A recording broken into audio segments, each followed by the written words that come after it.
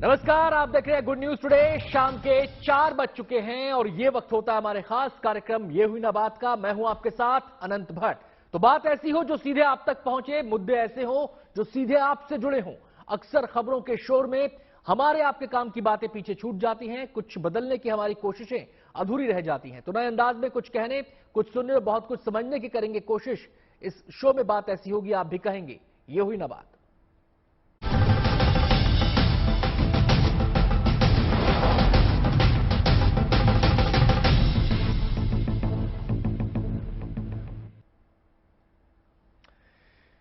साल 1972 से दुनिया पर्यावरण दिवस मना रही है। हर साल 5 जून की तारीख धरती की चिंताओं को समर्पित की जाती है। इस बार विश्व पर्यावरण दिवस की थीम है सॉल्यूशंस टू प्लास्टिक पोल्यूशन। जाहिर है इस बार चिंता के केंद्र में वो प्लास्टिक है जो जहर बनकर हमारी जिंदगी में उतर रही है। शहर शहर प्लास्टिक के पहाड़ खड़े हैं और माइक्रोप्लास्टिक हमारी रगों में घुलकर हमें बीमार बना रहा है। तो प्लास्टिक के इस असर को समझने की करेंगे कोशिश और अपने एक्सपर्ट से जानेंगे कि धरती को बचाने के लिए प्लास्टिक पर काबू पाने का क्या है उपाय। लेकिन रिपोर्ट इससे पहले आपको ये दिखा देते हैं।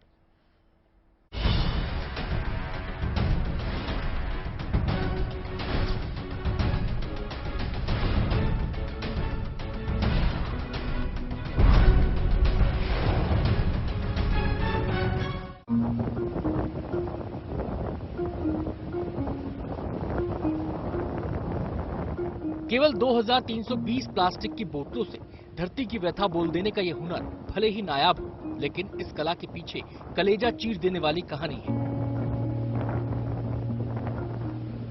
ये कहानी हमारी उस धरती की है जिसे हम मां मानते हैं। प्रयागराज के कलाकारों ने भी धरती की इस व्यथा को रेत पर उकेरा है और धरती की धड़कनों को बचाने का संदेश दुनिया तक पहुंचाया है।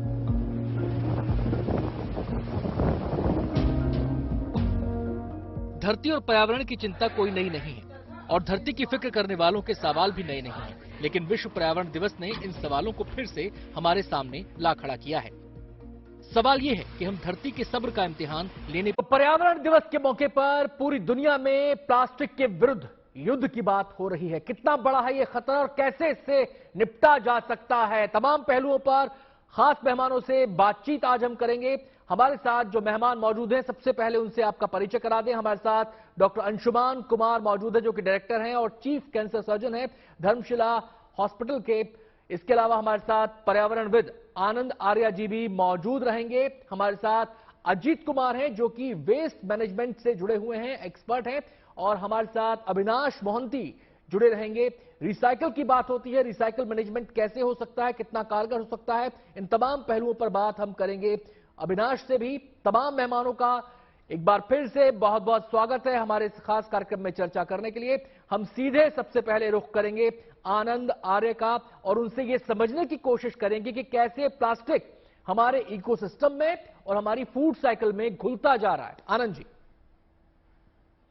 देखिए, ये तो एक ऐसा नासूर सा हमको मिल गया है ये प्रोडक्ट।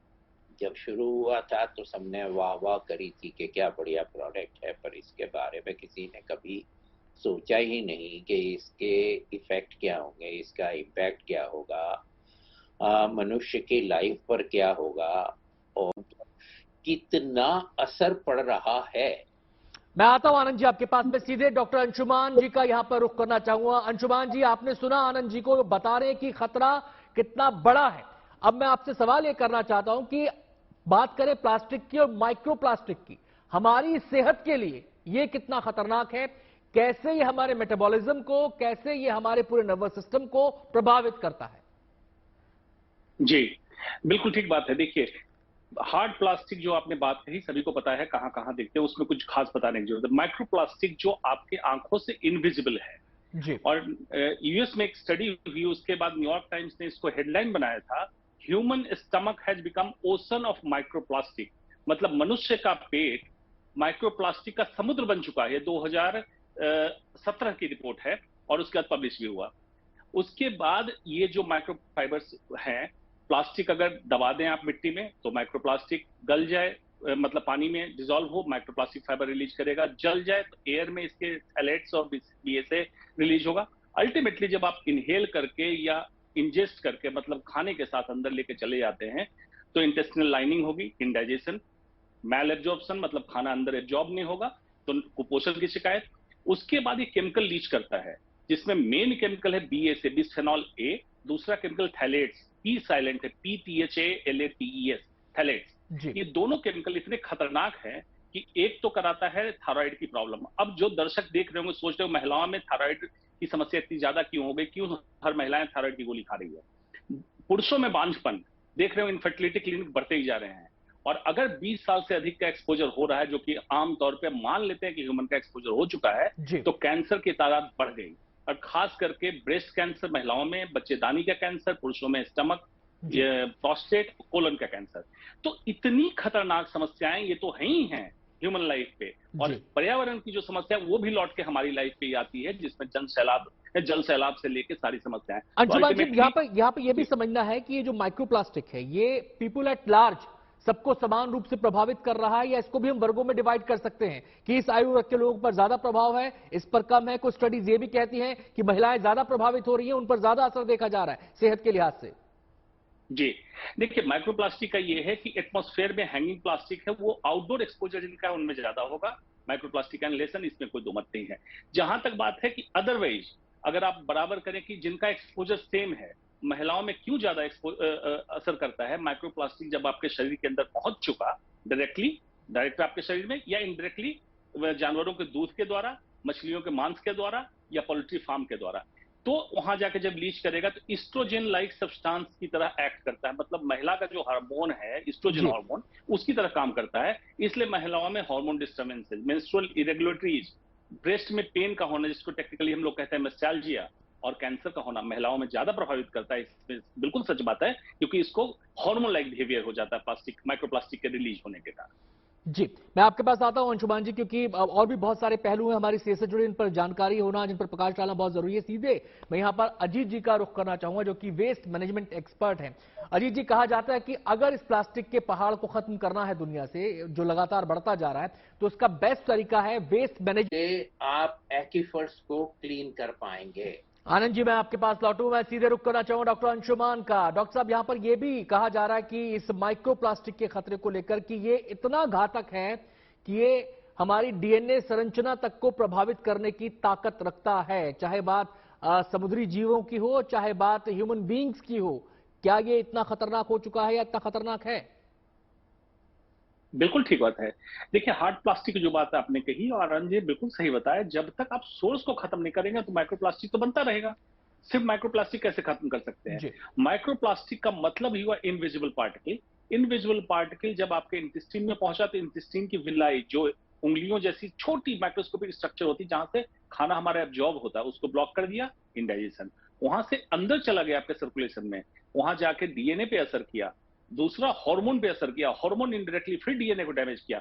और जब बच्चा मां के गर्भ में पल रहा होता है तो प्लेसेंटा के थ्रू मां के गर्भ से बच्चे में यही केमिकल पहुंचता है, और इनबॉर्न बच्चा, उसको कहते हैं फर्स्ट हिट हाइपोथेसिस। जब बच्चा गर्भ में है उस पे जब केमिकल का हिट हुआ, यही बच्चा जब पैदा होता है तो देखते हैं बच्चों में भी कैंसर बढ़ा। सेकेंड हिट हाइपोथेसिस, जैसे उसको एक्सपोजर मिला, हिट कर दिया। तो मतलब आपने पूरी चेन डाल दी है जी, कहां कहां हिट करे, गर्भ से लेके गर्भ तक हर जगह आपने प्लास्टिक पहुंचाया। और इंसान, अगर मैं कहूं कि all atmosphere, lithosphere, hydrosphere all enclosed इन प्लास्टिक बैलून, तो बहुत अतिशक्ति नहीं होगी इसमें। हम बिल्कुल घातक स्थिति में पहुंचे हैं, रोकना जरूरी है। अगर रोकना चाहे तो 3 स्तर पर रोक सकते हैं, व्यक्तिगत, सामुदायिक और नीतिगत स्तर पे। तीनों पे करना होगा। व्यक्तिगत स्तर पे आज चालू करेंगे, आपको फायदा होगा। दूसरा, आपकी आने वाली पीढ़ी की 450 साल से 1200 साल समय लगेगा डिग्रेड होने में, जो अभी लेकिन है। क्या इंडिविजुअल एफर्ट से इसको रोका जा सकता है? मैं अपनी ही बात करूं या मैं आपकी ही बात करूं कि आप अपने घर में इसे कैसे रोक सकते हैं? एक इंडिविजुअल एफर्ट क्या हो? भाई, आप टूथब्रश सुबह उठ के टूथब्रश इस्तेमाल करते हैं, वो हमारे जीवन का हिस्सा बन चुका है। हम जिस साबुन से नहा रहे हैं वो हमारे जीवन का हिस्सा बन चुका है। जिस साबुन को हम साबुनदानी में रख रहे हैं वो प्लास्टिक की है, वो हमारे जीवन का हिस्सा बन चुका है। जिस पानी को हमारी क्लींजिंग के लिए इस्तेमाल करते हैं वो प्लास्टिक की बोतल में, वो हमारे जीवन का हिस्सा बन चुका है। जिस खाने को हम खाते हैं वो पैक होकर प्लास्टिक के डब्बे में आ रहा है, वो हमारे जीवन का हिस्सा बन चुका है। तो एक इंडिविजुअल स्तर पर शुरुआत कैसे की जाए और फिर सामुदायिक स्तर पर? जी, बहुत बढ़िया। देखिए, व्यक्तिगत स्तर पे जो दर्शक देख रहे हैं, अभी जाएं अपने किचन में, एक सरसरी निगाह से देखें, फ्रिज से लेकर हर जगह उनका प्लास्टिक है। और इमेजिन करें कि उसको आप मेटल या ग्लास की बोतल से रिप्लेस कर सकते हैं इनर्ट मटेरियल के। जी। गर्म करने के लिए माइक्रोवेव का इस्तेमाल बंद करें, फ्लेम बर्निंग चालू करें। अपने बैग में एक छोटा ग्लास लेकर चले, चाय, जूस, पानी जो भी ऑफिस में पिए, इस पे पिए। प्लास्टिक सेलोफेन से रैप खाना जब आता है आपके सर्व करने, मना कर दें, आप छोटी प्लेट लें, कहें खाना मेरा इसमें ला के दो, फिर धो के आप रख लें। कंजम्पशन कम हो गया, आपका अपना सामान है, अपना बर्तन है, उसमें खाना खाएं। सामुदायिक स्तर, आपका ऑफिस है, ऑर्गेनाइजेशन में प्लास्टिक की बोतल बंद, प्लास्टिक का कप बंद, प्लास्टिक का चीनी मिलाने के लिए चाय में स्ट्रॉ इस्तेमाल करते हैं, बंद। नीतिगत स्तर पे जो आपने बात कही, टूथपेस्ट, ब्रश, शैम्पू सब प्लास्टिक के डब्बे में है। जब आप दूसरा खरीदने जाएं तो ये पॉलिसी बननी चाहिए कि कंपनी उसको दुकान वाला वापस ले, आपको मोटिवेशन के तहत 50 रुपए, 100 रुपए जो भी जिसका हो, वो नए वाले पैकेट पे डिस्काउंट मिले और ये चला जाए रिसाइकिल, और ये सारी बोतलें रिसाइक्लेबल प्लास्टिक हो जाए। नीतिगत स्तर पे ये जरूरी है। और एट द सेम टाइम हमारे एक्सपर्ट बैठे हुए, वो बाकी कैसे रिसाइकिल करेंगे उस पर काम चालू हो। अंशुमान जी, आपने ये तो बात बताया कि उपाय क्या कर सकते हैं इंडिविजुअल स्तर पर, सामुदायिक स्तर पर और नीतिगत स्तर पर, लेकिन ये है कि